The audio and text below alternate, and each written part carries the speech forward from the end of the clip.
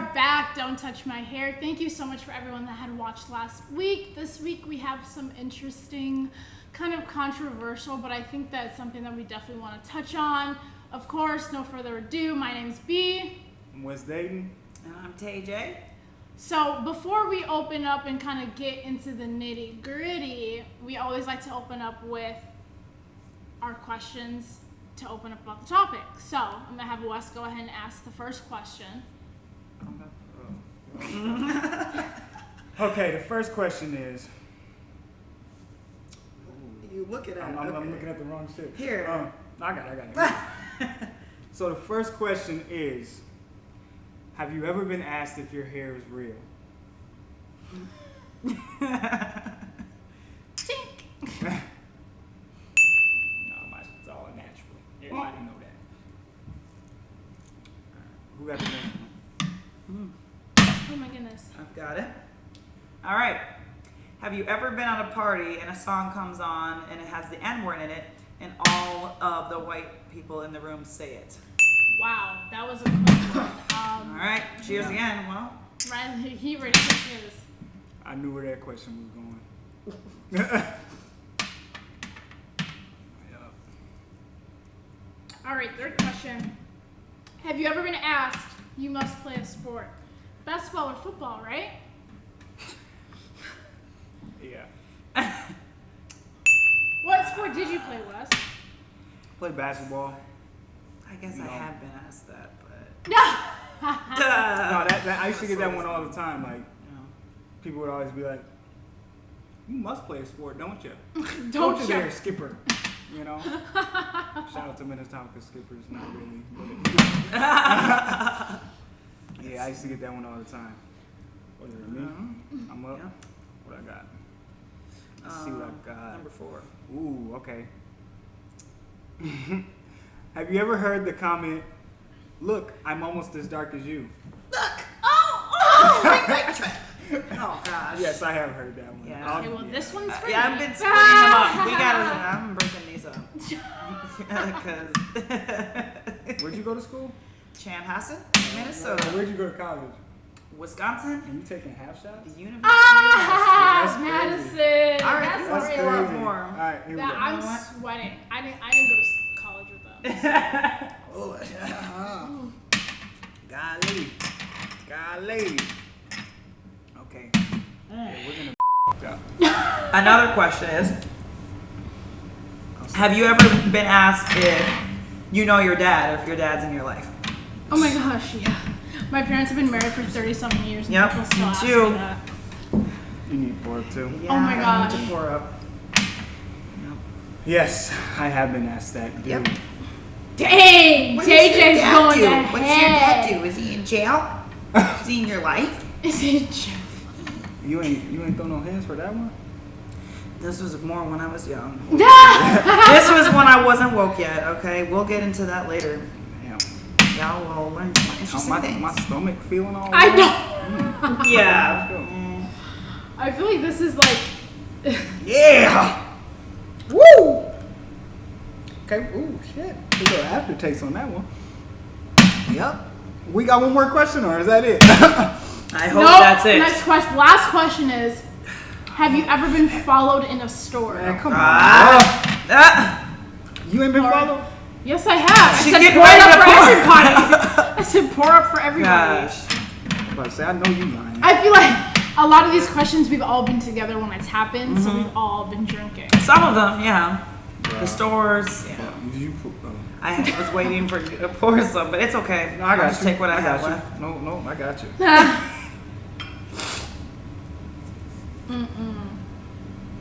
All right, that's good. Yeah. Cheers. Yeah. Hold on. Shit. All right, here we go. What are we cheersing? 6 for 6. What are we cheersing to? We got to cheers to something for this She one. already took it. Damn. Look at her Okay. face. Fuck. Yo, this is a lot. To being black and beautiful. We'll cheers to that. This You is might a- as well touch the glass. This is a lot. Y'all, yeah, whoa. Did you just realize we took like 6 shots in I the didn't last think like we- yeah. 2 minutes? 3? I still haven't even taken mine. Bro. Yeah, look at your little glasses next to you. shit. Okay. Woo! That's yeah. Oh You're shit. not alcoholics. Just a little bit. All right. No. So, a lot of those questions were just to kind of segue into what the topic we're gonna be talking about today. It's kind of relevant to everything that's been going on in the last couple of days with as far as racism in America, but more specifically for us, Minnesota, and some of the things that we have experienced. So, B, you kick it off. Tell us, what is racism to you? So That is a loaded. I felt that in my chest. I don't know if it's from the shot or from the question. Yeah. Racism to me is, I think of Emmett Till. I always go back to Emmett Till. I don't know why. I feel like Emmett Till was like my brother in the past life. Like, racism is. I can't. You know what? I can't using even start. your power. Tayjay, go ahead, because I'll take this one. Don't mind if I do.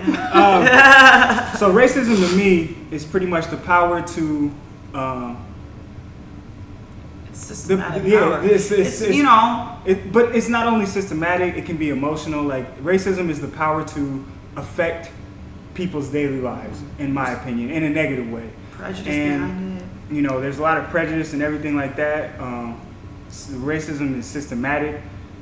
It's social. It's emotional. Like, and it has the ability to affect generations and generations and generations. It's a disease. Racism in America is so American, it's like baseball, to the point that when something is called out for being racist, which is racist, a lot of people feel you're being un-American. Almost like the Colin Kaepernick kneeling for the flag. Like, what he was addressing was a very prominent issue in the community. And he even consulted former veterans on the issue about how he should go about it, and that was kind of what they gave him. But because, you know, the American flag and everything like that is so American, that they couldn't even address what he was standing up for. So to me, racism is a combination of all that stuff. I mean, it holds power. Yeah, just any way to get over, you know, the minorities. You know, like I said, I could go into like the workplace. I could go into a lot of things of power. You know, how many CEOs do you see are black, or how many vice presidents, or you know. Or if you do, it's always considered a black company. Yeah. You know, like, oh, they're the CEO of this predominantly black XYZ. And I think it's just a big part of discrimination and discriminating. Like, you're white, we're black, and this is what it is. And it's more like, oh, well, maybe like black people don't work as hard to get to that point. Really? So you, because a lot of Americans say you work hard, you will get what you want in life, you will get to where you want to be. But like, how true is that for everybody? Everybody has different backgrounds. The American dream isn't always what people make it seem. Like, there's so many hurdles that are put in front of us as black people, as far as like laws and, you know, redlining and things like that keep us where they want us in society. So specifically Minnesota, because that's where we grew up. You know, that's where we all from. How does racism in Minnesota? What's it like? Just being black in Minnesota, basically. Yeah. It's constantly like, I feel like I'm constantly that little kid in a classroom where you walk in and you're the only colored person. I feel like that's how it's always been. And that's how I view it. Like, even now, us being in our mid-20s, we go out and it's like we're still that little kid that is the only person we're the only people that look like us.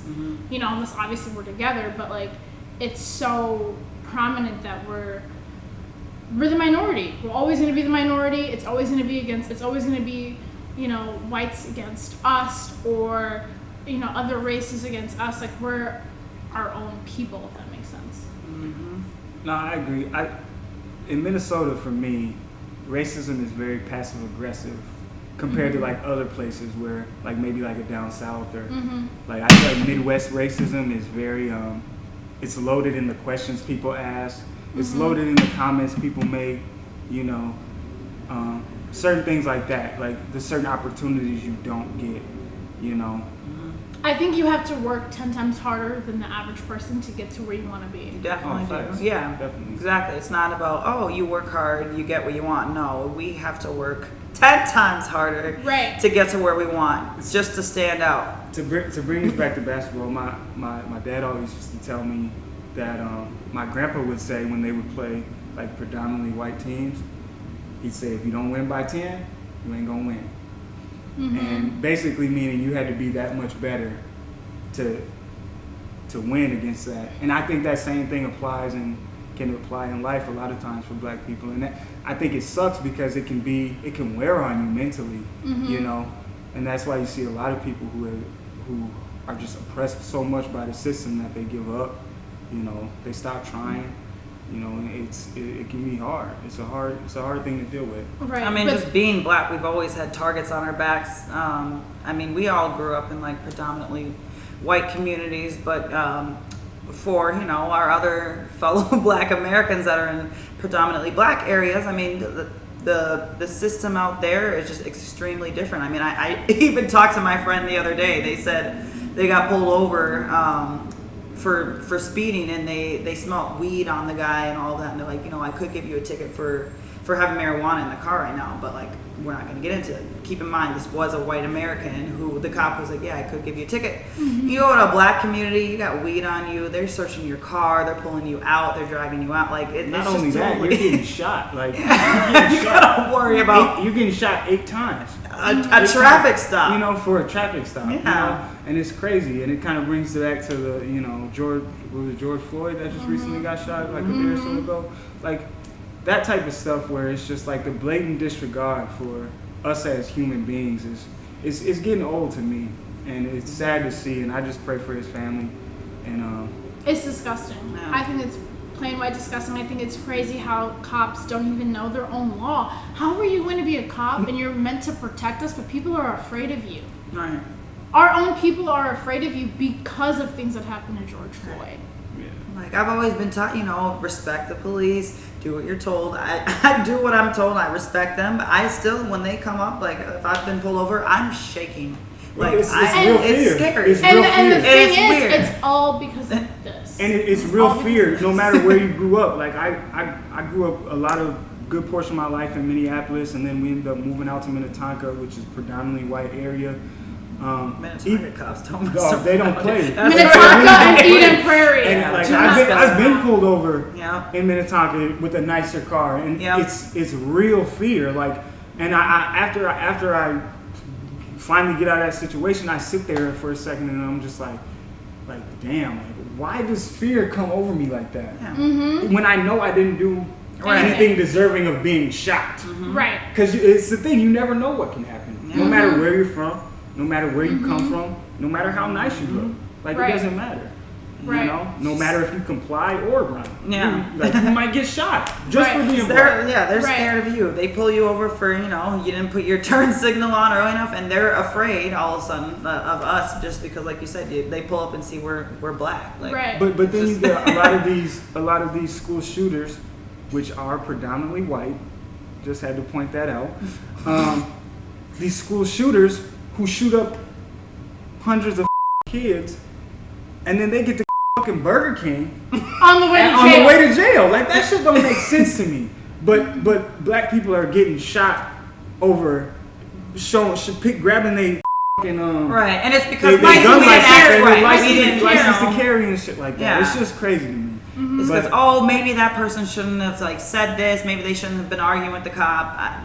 I see It's always- white Americans arguing with cops. I see plenty of videos of them, and they're Arguing, not they be getting swinging on right. cops. They be swinging on cops. Like, Saw this older Man. lady getting pulled, and yeah, she was mean. Yeah, no. was that on Facebook? Yeah. Yes. Was she trying to pull off? Yeah. So, but like, even back to the whole thing, like being privileged where we are, and growing up the way that we did in predominantly white neighborhoods. Like, have you ever been pulled over, Taylor, in your new car? I know me and Taylor both have newer cars that are nice. Like, have you been pulled over? I haven't been pulled over, but I would suspect that if they were to ask for my driver's license and registration, they would kind of be questioning, like, how is she in this vehicle? Whose vehicle is it?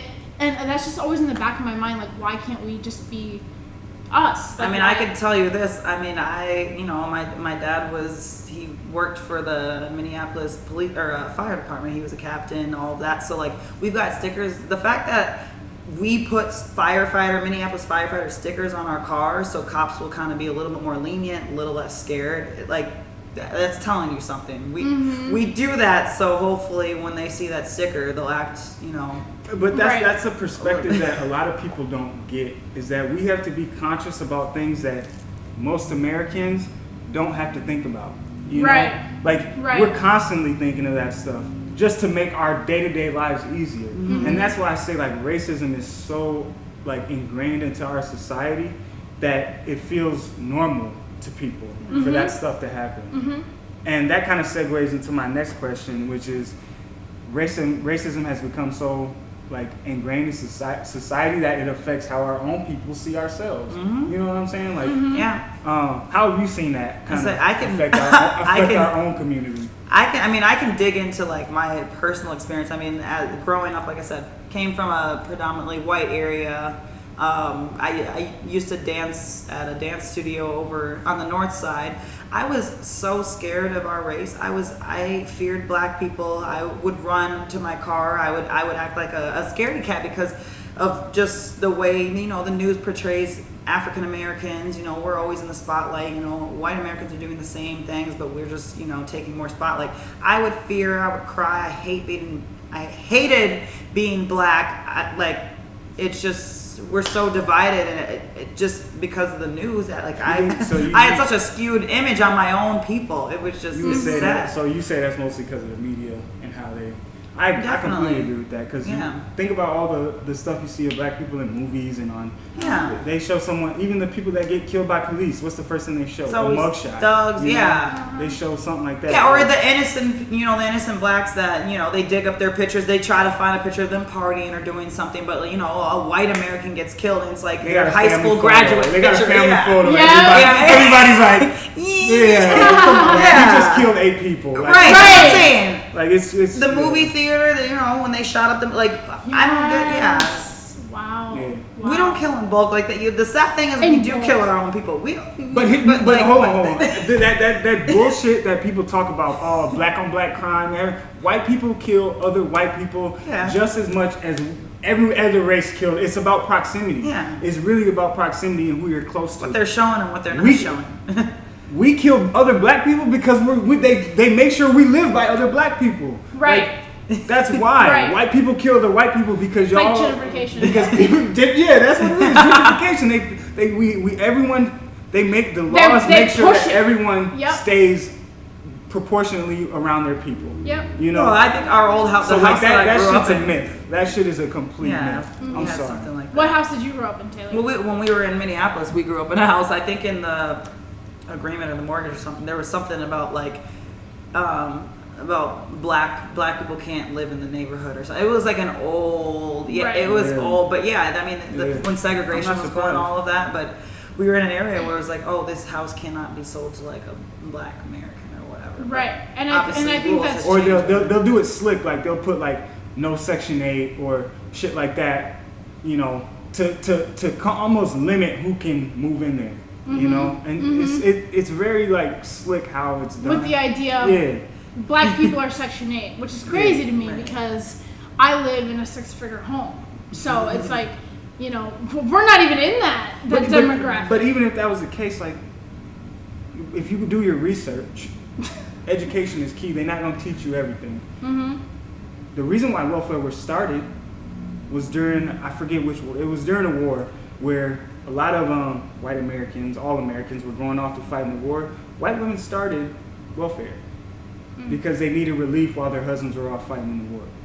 So that's where a lot of that started. So now that when you hear welfare, what do you think? Black people. You know what I'm saying? I think of a baby mama sitting on the side, waiting for the bus with 3 of her kids. One's in the stroller. She's on the phone. Like, she got those long, you know what I mean? And I feel like that's what a lot of people think. Like, but that's the narrative because you got to think about who controls the media.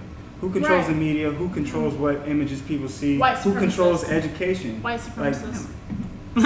Think about it. Like all the these major companies that are built off, long time history with, it's a lot of that stuff is built off plantation money.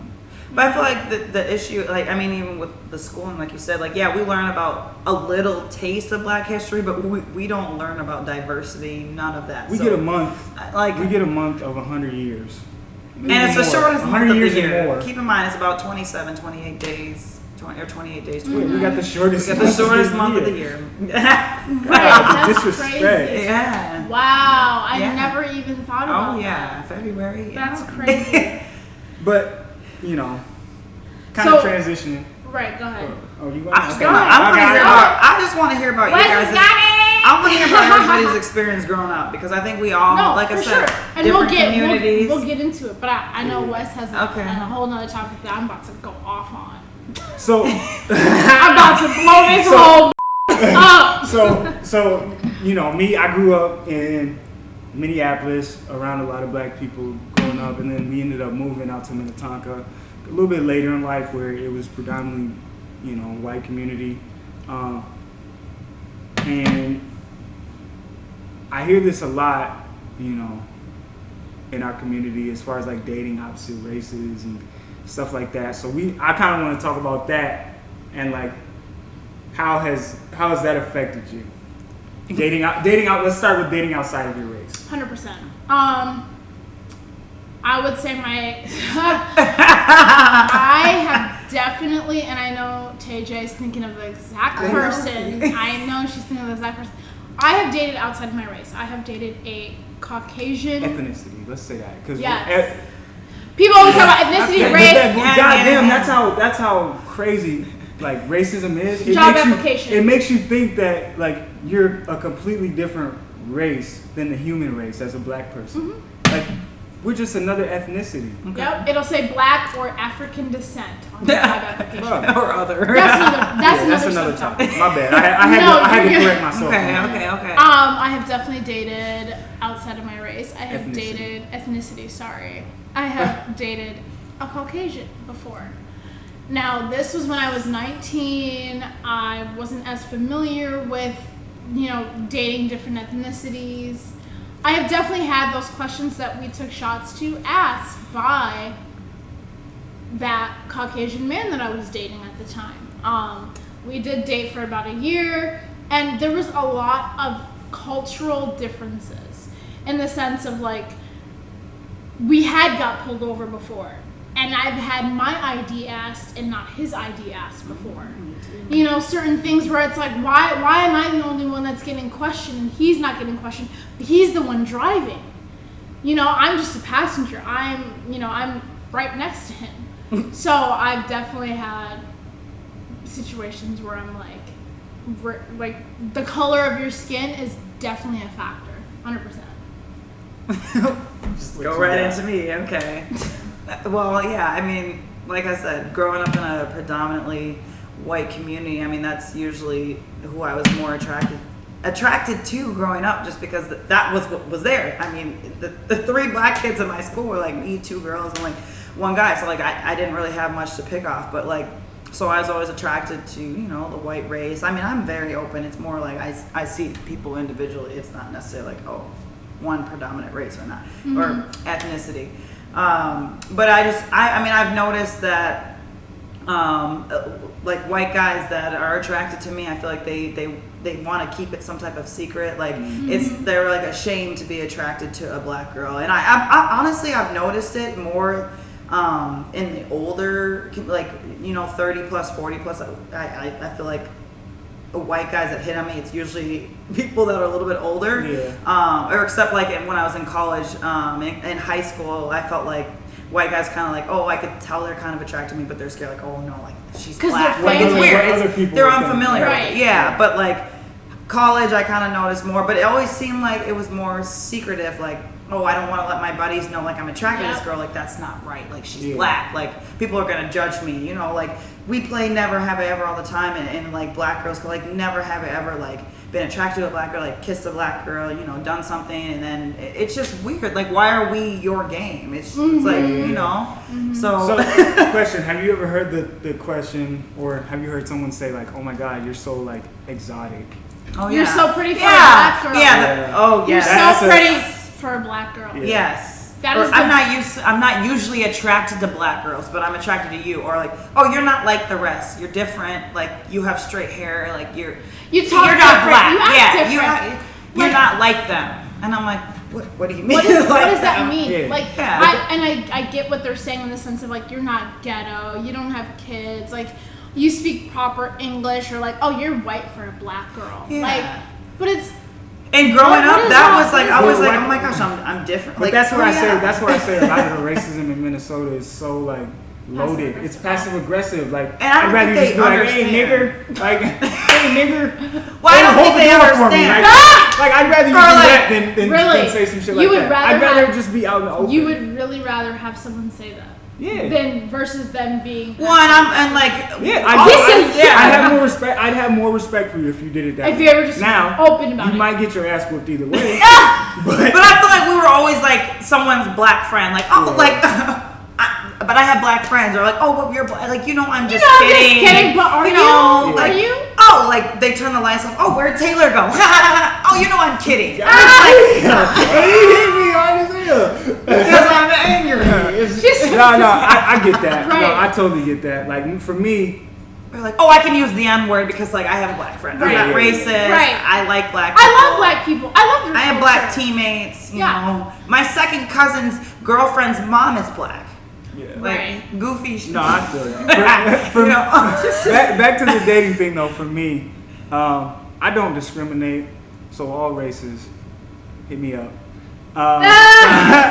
But no, I will say this. I've really noticed it, in dating outside of my race, just as far as like you said, like it's almost like it's a taboo nature of it. Yeah. Like I don't know if I can bring you around my family. Like Oh, yeah. I don't know if I'm ready. My family's ready for that. I've heard those kind of comments.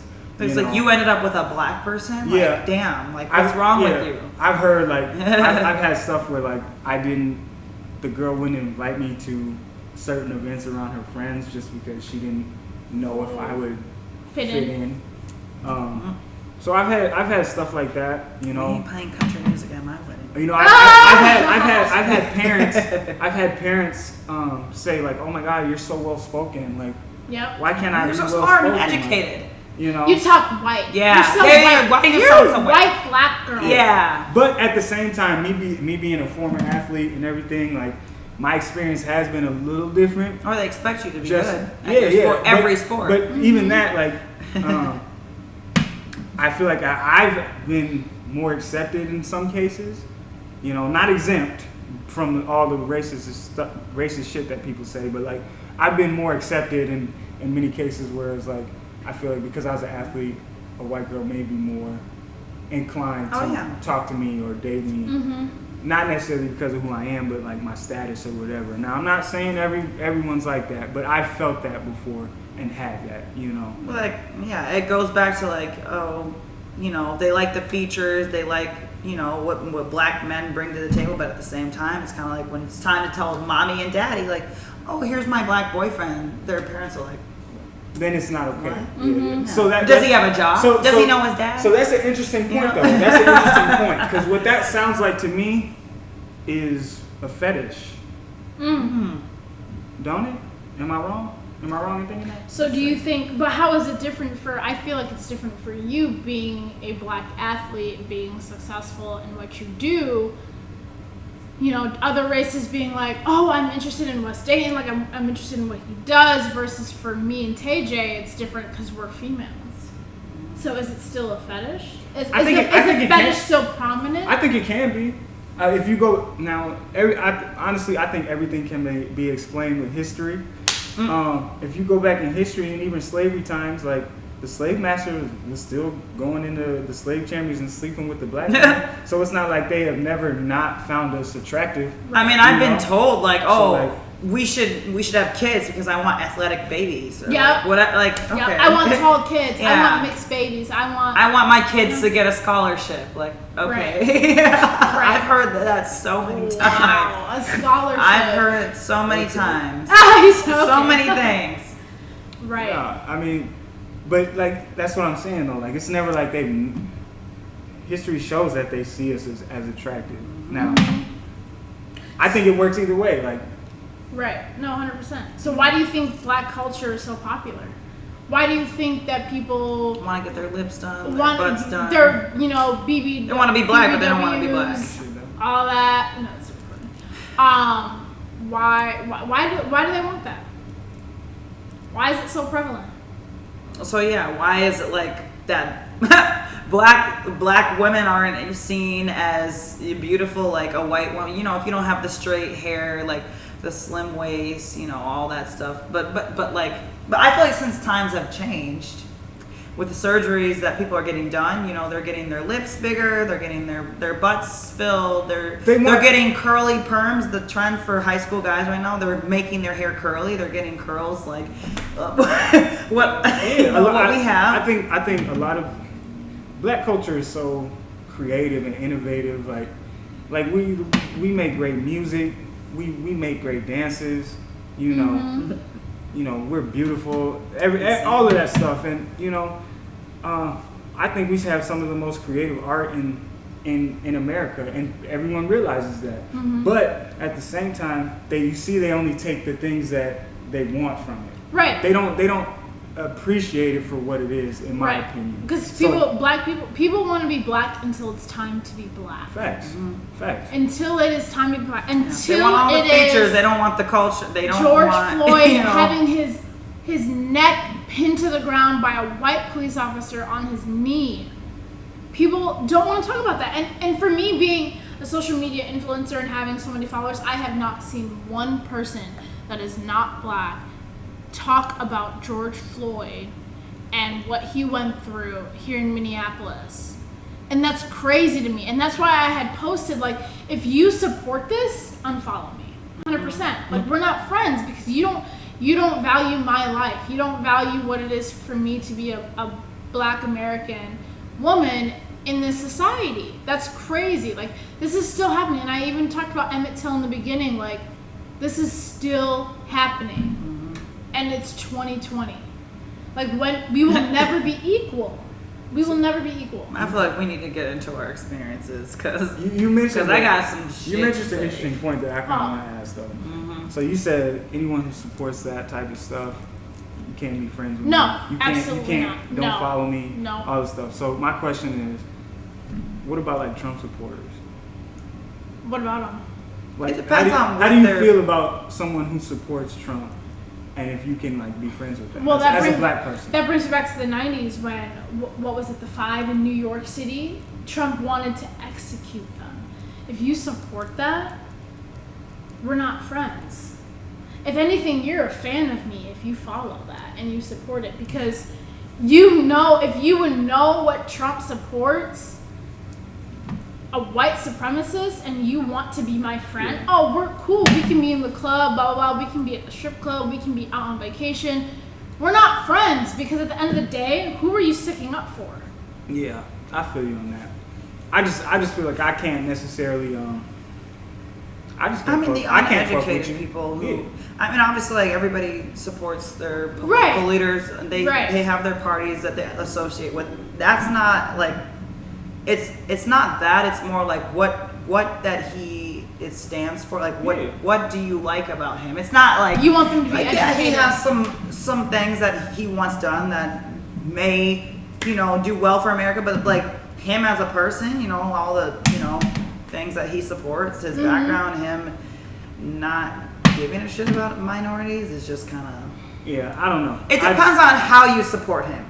Like, I've seen people, you know, they go on to say something racist and they say Trump 2020. Like, that, like, you don't know what he stands for and you're going to say, I'm going to vote for Trump because it will hurt you and your people. Like, that's different than, like, hey, I like this supporting fact about him, that, what he's doing. Like, okay, that's fine. We can talk about it. So to kind of wrap everything up, as a whole, like you being a black woman, me being a black man, what about racism and your experience in Minnesota has kind of shaped you and made you what you are and how you want to move forward with everything? 100%. I definitely, you know, and we could go on this topic. I mean, we could have parts to this. We could have episodes on episodes about this topic, but I think for me, it's like understanding the importance of who I am, where I came from, and being confident and sure about that is so important. I think that's something that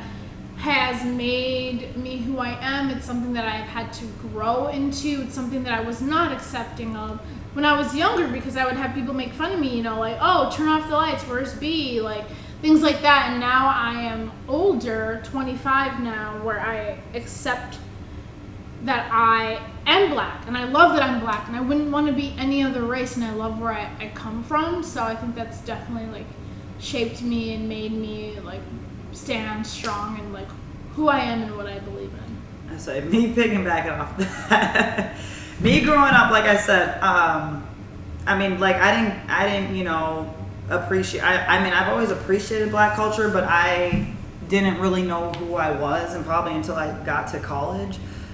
Just growing up as a young kid, I was one of those black girls who I was so ashamed of being black just because of the way white people would make me feel. They would tell me like, why haven't you washed your hair in 3 days? Or like, why are you so dark? Or like, oh, if you go outside, like you're gonna get darker. Or just the comments that my white friends would say. Like she said, you go in a classroom, they say, oh, you're gonna disappear. Or like, yada yada. Like the things that I hear, I used to be so ashamed of being black.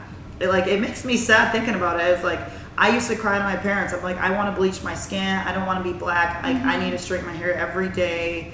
I didn't like who I was. And then I would hang out with black people. Like I said, I danced in North Minneapolis, and I was like, I would not associate myself with them. I was like, they're different. They're ghetto. Like, they act a different way. And like, what I was saying is what, my white friends and peers would shape my views on black people. And then finally, my parents would be like, they brought me around. They got me involved with Jack and Jill. I was around, more black people and all of that. But like growing up with two of us in the school, and it's just sad to think like, oh, your hair's different, your skin's different. I would avoid the sun. I would miss out on trips because I didn't want to get darker, because people would be like, oh, look how black you are. Like, can you tan? Can you, like, just things that you guys wouldn't even understand. It's just like, people try to feel our pain. They try to say, I get what you're going through, but like, you really don't. I had racist teachers. I had to switch schools because I had teachers that were treating me so differently, where I had to get out of that environment. Well, it's just kind of sad to think. I know there's a lot of black kids that grow up that way. They write the N-word on their gym shirts. They pick on them, calling them monkeys. It's just it's sad. Like, you guys don't understand what kind of tolls that takes on kids as they grow up. That shapes who they are. That shaped my opinion. I was afraid of my own race. I've grown up. I love my culture. I love the community, and I'm just all for it. I'm not embarrassed to be black anymore. So I just love that. And it's definitely a gradual place where you get there. For me, everything that I've learned throughout the years, just being able to be in different environments, I've learned to interact with multiple people. And I feel like for me, the biggest thing for me is trying to just create a bridge, where you can educate people and also give them real perspective, of how black people really feel, but also how other communities feel about the topic. And then from there we can create somewhat of an understanding, because unless you can have understanding and actual real experiences, then you can't really move forward. So 100%. That's the end of the podcast, though. We wrapping it up. Our prayers go out to George Floyd's family, his loved ones, everyone that he was involved with. This has to stop. Help us spread the word by sharing this video, liking it. Make sure to subscribe. As always, we are not your psychologists. We are not trained to do this. We're not Dr. Phil or Oprah. So take this with a grain of salt. We will see you next Wednesday. Shout out to Wise God. Go buy their gear. Yes, 100%.